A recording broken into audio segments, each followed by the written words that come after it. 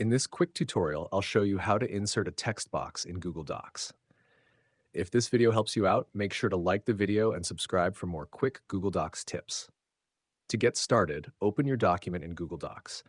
Now, unlike some other tools, Google Docs doesn't have a direct text box button in the main toolbar, so we'll use the drawing tool instead. Go to the top menu and click Insert Drawing plus New.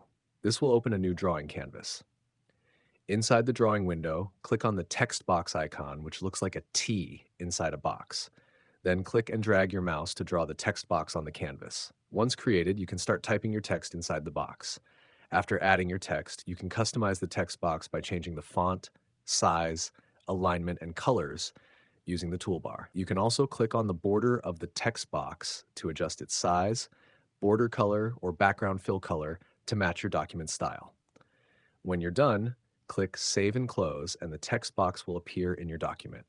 You can move it around, resize it, or double-click it anytime to edit it again in the drawing tool.